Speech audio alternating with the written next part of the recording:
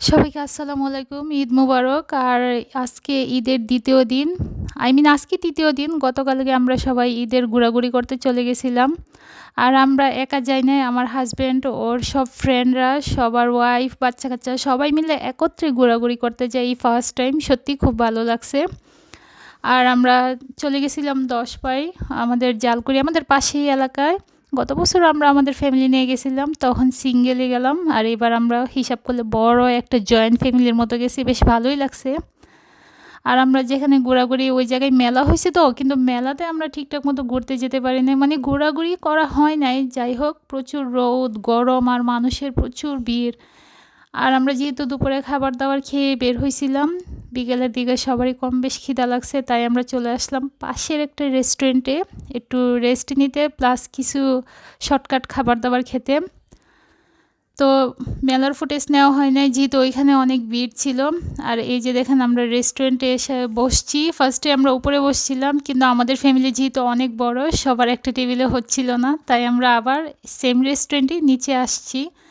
নিচে এসে বসি আমরা, মেয়েরা বাচ্চা-কাচ্চা নিয়ে একটাই বসি। আর মানে আমার হাসব্যান্ড, ওর ফ্রেন্ডরা আলাদাভাবে বসে, পাশেই বসে।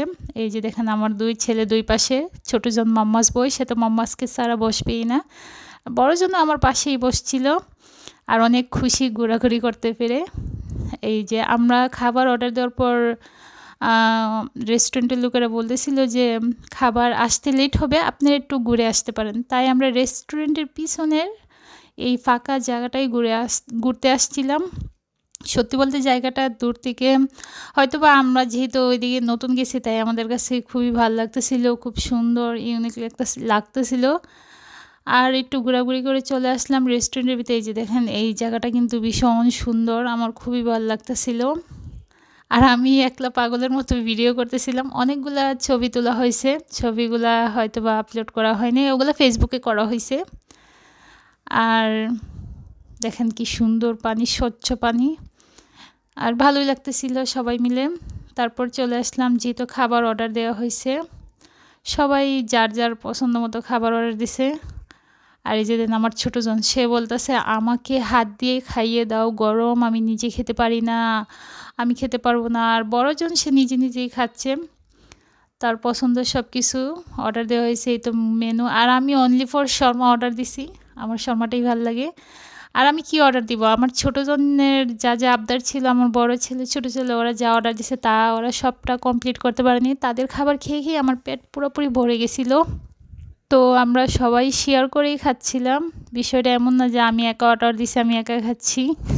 আর আমাদের বাচ্চা-কাচ্চারা এত বেশি দুষ্টু ছিল যে আশেপাশে আরও যারা আসছে রেস্টুরেন্টে, তাদের বাচ্চা-কাচ্চারা কোনো দিক দিয়ে কোনো চান্স পাচ্ছিল না, মানে দুষ্টুমি করার জন্য। আমাদের বাচ্চা-কাচ্চারা একদম দুষ্টুমিতে ভীষণ এক্সপার্ট। আমাদের বাচ্চা-কাচ্চা বলতে, যেমন আমার হাসব্যান্ডের, ওর ফ্রেন্ডদের বাচ্চারা সবারই ২-১ টা করে বাচ্চা-কাচ্চা আছে। এই যে দেখেন, আমার ছোট্ট ইশরাক, এই ঘোড়ার খেলনাটায় বসছে তো বসছে, সে কাউকে দেবে না। ইনফ্যাক্ট কাউকে দেয়ও নাই বসতে। সে যতক্ষণ ছিল, প্রায় ২-২.৫ ঘন্টা ছিলাম, সে ওইটাতেই খেলা করছে। খাবার টাইমে একটু এসে আমার পাশে বসছিল, আদার্স টাইমগুলো তো ওইখানেই ছিল। আর ওর জন্য তো কেউ চান্সই পায়নি, বড় ছুটি সে যেই হোক না কেন। আমি বারবার ডাকতেছিলাম, আর বলতেছিলাম বাবা ভাইয়াদের দাও বসতে, কিন্তু সে কাউকে বসতে দিবে না। সে বারবার বলতেছিল আমার এটাতেই ভালো লাগে, আমি কাউকে দেব না। আর কেউ আসলে তো, ওর তো খুব বাজে স্বভাব, কেউ আসলে ও মারামারি করে ফেলে। মানে এক এক বাচ্চা যেহেতু এক এক রকম হয়, মাশাআল্লাহ আমার বাচ্চাদের অ্যাক্টিভিটিসও ভালো। আর এই যে দেখেন, আমার বড়জন,